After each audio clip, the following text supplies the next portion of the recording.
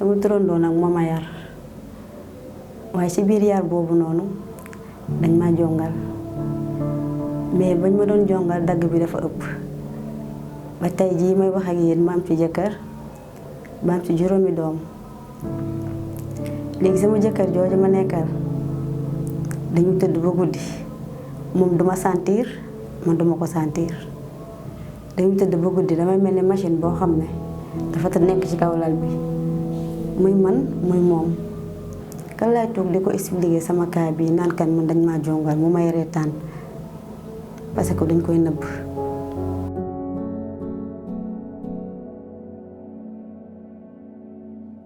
L'excision, c'est le fait de porter atteinte à l'organe génital de la personne féminine sous vraiment toutes ses formes, par ablation totale ou partielle, par infibulation, par insensibilisation.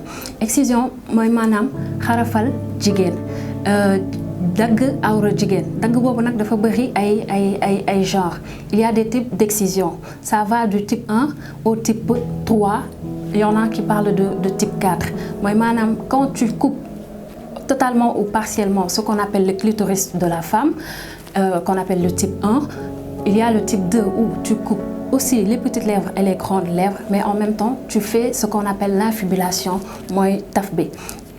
Il y a ñoo xam ne ni ils font le type 3, c'est-à-dire ils coupent tout, en même temps ils font l'infibulation. Apparemment, le type 4, il n'existe pas au Sénégal, mais il y en a. C'est pour cela qu'on dit sous toutes ses formes, la pratique de l'excision, ablation totale ou partielle, par insensibilisation, infibulation, mais aussi sous toute autre forme. Toute autre forme boobu dafay regrouper ce qu'on appelle le type 4. Am na ñoo xam ne dañuy def piercing, ñi nga xam ne dañuy def cautérisation, mooy maanaam lakk awra bi. C'est une pratique qui a existé depuis fort longtemps. Et que aujourd'hui certains leaders religieux prétendent que c'est une pratique que cautionne l'islam. Ils se basent sur des interprétations que nous jugeons plus ou moins erronées, mais que nous allons citer quand même. Dans les hadiths du prophète de l'islam, lui qui est le leader qui porte la parole divine, les hadiths sont les propos du prophète qui ont été authentifiés. Dans certains hadiths, les tenants de cette pratique prétendent que le prophète, alayhi salatu wassalam, lorsqu'il est venu à Médine, après son déplacement de la Mecque vers la Médine, après l'hégire, il a trouvé une dame qui s'appelait Oumma Atiya. Cette dame, elle était exciseuse. Alors, le prophète, au lieu de lui faire arrêter cet acte, il a simplement dit effleure et n'exagère pas. C'est un hadith qui a été rapporté par Bukhari. Certains disent que c'est un hadith authentique, alors que l'interprétation pose un peu problème. Dans un autre hadith, où le prophète de l'islam faisait allusion aux appareils génitaux, en disant que idal taqal khitanani wajabal ghuslu, lorsque les deux appareils génitaux se rencontrent, le bain purificateur devient obligatoire. Et d'autres disent que puisqu'il a évoqué les deux appareils génitaux circoncis, alors ce qui veut dire que la circoncision et l'excision ont la même valeur. Pour ceux qui disent aussi que le prophète a défendu la pratique de l'excision, il a donné une appréciation en disant que al-khitanu makrumatun lirijal, sunnatun lirijal wal khifadu makrumatun linnisa. La circoncision est une sunna chez les hommes, chez les garçons, et l'excision est un acte de valeur chez la femme. Alors ils disent que à partir de là, le prophète, si l'excision était quelque chose que l'islam vraiment écartait, le prophète allait dire ne pratiquez pas l'excision. Mais il ne l'a pas dit. Au contraire, ils prétendent que le prophète a fait une certaine il a fait une certaine apologie de ce qu'on appelle la pratique de l'excision. Et c'est pour cette raison qu'il est important d'apporter des interprétations autour de ces trois hadiths. Si toutefois nous laissons libre cours cette façon de penser, certains vont prétendre que c'est l'islam qui cautionne cette pratique. On touche une partie du corps humain que le bon Dieu a créé parce qu'on a des croyances liées à la valeur d'une fille excisée. Et donc l'idée du travail que nous faisons en faveur de l'abandon, c'est d'amener les gens à réfléchir à une pratique. Pourquoi on excise nos filles? Ensemble, on réfléchit à ça. Est-ce que c'est une pratique que nous devons continuer à perpétuer? Pourquoi devons-nous la continuer? Pourquoi devons-nous arrêter cette pratique? Pour plusieurs raisons. Parce que, un, c'est une pratique qui n'a pas d'utilité pour la santé de la fille, qui peut avoir des conséquences très néfastes pour la santé, qui est interdite par la loi et tout simplement qui porte atteinte au droit à l'intégrité physique des petites filles, qui ne sert à rien et surtout qui est interdite par la loi. Et donc, pour arriver à ça, il faut toujours garder à l'esprit que les mamans qui excisent leurs filles, ce sont des mamans qui aiment leurs filles. Et si elles excisent leurs filles, c'est parce qu'elles pensent que c'est ça qui est bien pour elles. Il faut toujours garder à l'esprit que moi, que vous n'êtes pas plus intelligente ni plus aimante que les mamans qui excisent leurs filles. Donc, il faut arriver à ce que les mamans qui excisent leurs filles, elles-mêmes réfléchissent à ce qu'elles font et prennent elles-mêmes la décision d'arrêter. may xalaat may wax ne nag man bi ma ciy dugg dama ko dund ma ne sama doom du ko def samay doom kenn xarafalu leen te sama papa imam la jàng alxuraan nekk sëriñ daara. Au Sénégal, il y a ce qu'on appelle la loi 9909 du 29 janvier 1999 qui va interdire la pratique de l'excision sous toutes ses formes. La loi Bobo sera punie d'une peine de 6 mois à 5 ans toute personne qu'on prend en train de faire la pratique. Cette loi elle est accentuée si toutefois c'est un personnel du corps médical ou paramédical qui pratique cela. Si toutefois la personne meurt des suites de la pratique de l'excision, la peine elle va des travaux forcés à perpétuité. Donc c'est la loi 99019, mais article 299 bis du code pénal m'a incriminé cette pratique. L'argumentaire religieux, surtout islamique, a son importance dès lors où les tenants de cette pratique disent que c'est l'islam qui la cautionne.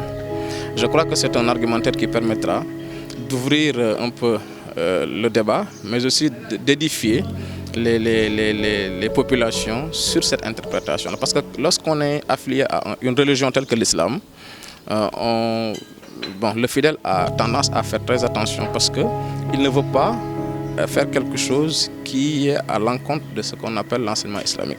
Parce que si toutefois il entend une théorie stipulant que l'islam est pour quelque chose, il se dira que c'est quelque chose qui est praticable. S'il entend une théorie de la même manière qu'il dit que l'islam est contre quelque chose, il se dit que c'est pas praticable. Et je crois que c'est le lieu de mettre en avant des religieux qui sont à même de délivrer des messages qui sont contenus dans cet argumentaire. Parce que c'est un argumentaire qui a été composé par un groupe d'experts du réseau et avec des études approfondies. Il y a même une partie où on traite de la fatwa provenant de Darul Ifta, de Azhar, où on voit clairement que les grands érudits de l'islam, les grands érudits qui s'intéressent à la jurisprudence islamique, ont clairement dit qu'ils ne voient nulle part là où le prophète est vraiment incité à la pratique de l'excision. Et mieux, ils sont persuadés que le prophète est contre cette pratique parce qu'il y a ce qu'on appelle le ad-dur, c'est le fait de porter préjudice à la personne ou d'atteindre à l'intégrité physique de la personne. Et le prophète était foncièrement contre tout acte qui est de nature à atteindre vraiment l'intégrité physique de la personne. Et au demeurant, on se rend compte que la pratique de l'excision, mis à part les séquelles, sur le plan psychologique, sur le plan physique, atteint à la vie sexuelle même de la personne, alors que ceci est un droit que l'islam défend chez l'homme, chez la femme, parce que c'est l'acte sexuel qui est canalisé dans le cadre du mariage qui assure la pérennisation de l'existence de l'homme sur terre. Et c'est quelque chose que l'islam respecte beaucoup, que l'islam donne une importance particulière. Partout où nous avons travaillé, nous avons commencé par essayer de partager ces principes en disant aux communautés avec lesquelles nous travaillons que nous ne sommes pas là pour juger. Nous sommes là pour discuter et pour ensemble réfléchir à une pratique traditionnelle néfaste, en l'occurrence l'excision. Déjà, l'excision est considérée, c'est une des violences qui est faite sur la femme, mais c'est une violence parmi d'autres violences des droits humains. Parce que je considère que c'est l'une des pires violences même, tout simplement parce qu'il y a offense à l'intégrité de la personne. En quoi c'est une violence? Parce que tout simplement, au Sénégal, il y a la loi qui la réprime. Mais aussi au-delà des frontières sénégalaises, on a signé beaucoup de conventions qui vont dans le sens de la protection des droits humains, dans le sens de la protection des droits de l'enfant. Vous avez entendu parler du PIDEX. Donc je considère en tout cela que c'est une forme de violence. L'autre chose pour laquelle je considère que c'est une forme de violence, c'est qu'on ne donne pas à la personne la possibilité de choisir si elle doit être excisée ou pas. Ce sont des pratiques, ce sont des us et des coutumes qu'on faisait de par ses ancêtres ou bien depuis ses ancêtres. Donc à la fille, on ne lui donne pas la possibilité de dire oui, je veux faire ou non, je ne veux pas faire. Ça aussi, ça constitue ce qu'on appelle une entrave à l'intégrité de la personne. La troisième chose pour laquelle je constitue c'est une violence, et ça va nous permettre d'entrer dans les conséquences, c'est qu'il y a des conséquences sur le plan sanitaire. Sur le plan médical, je veux dire. Les conséquences médicales, vous pouvez le constater, elles peuvent aller jusqu'à la mort. dañ koy dindi taf la mais taf boobu indi na problème indi na infection da nga gis ko juddu ba mag du mën a am doom ndax infection bi yàgg na ci moom. imaginez góom bu nekk sa kanam nga jël ay pou bu xar togg ko ba mu xonq ba mu tàng ndox bi nugg nga taaj ko ci pou bu xar microbe la.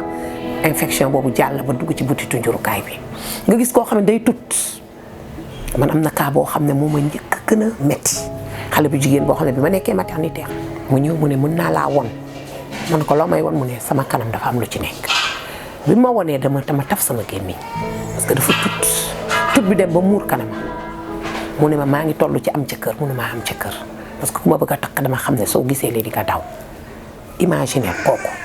Pourquoi le changement est en cours? Parce que si on prend l'exemple de Girl Generation, les filles qui refusaient de s'exprimer ont commencé à le faire. Les victimes ont commencé à porter à bras le corps ce combat.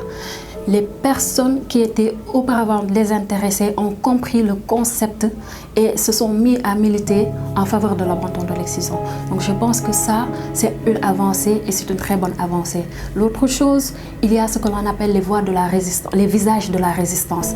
Non seulement ces visages-là, elles montrent que ces personnes-là ne se limitent plus à s'exprimer, mais elles se montrent à la face du monde pour dire que nous sommes engagés, mais nous sommes aussi sur le terrain. Et ça, c'est très important. Il y a juste en conclusion le fait que je voudrais insister sur l'apport financier qui devrait être beaucoup plus mis dans ce côté-là pour permettre aux personnes qui sont impliquées dans ces domaines-là de pouvoir réagir à temps. Parce que la plupart du temps, c'est la charrue après les bœufs, tout simplement parce que nous ne sommes pas informés ou bien nous sommes tardivement informés.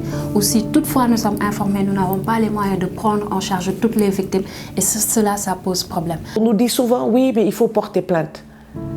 Mais on ne peut pas porter plainte contre sa maman, contre sa badiane ou contre sa grand-mère. Parce que ce sont des mamans, des badianes qui le font parce qu'elles pensent que c'est ça qui est bien. Donc avec ces personnes qui excisent leurs enfants, leurs filles, il faut faire de la sensibilisation. Avec les exciseuses, il faut de la sensibilisation, mais aussi des sanctions pour qu'elles sachent qu'elles font quelque chose qui est interdit. Et l'État doit mettre en œuvre les mesures idoines pour qu'on y mette fin définitivement. Mais tout ceci se fera dans le cadre d'un travail de longue haleine, dans le respect des traditions positives où on transmet des valeurs, parce que les cérémonies d'excision également ont une valeur culturelle qu'il faut préserver. Ça, c'est très important. Il faut préserver tous les aspects culturels liés à l'excision, mais chasser tous les aspects négatifs, y compris la pratique elle-même. Et là, je fais un appel aux autorités religieuses de ce pays.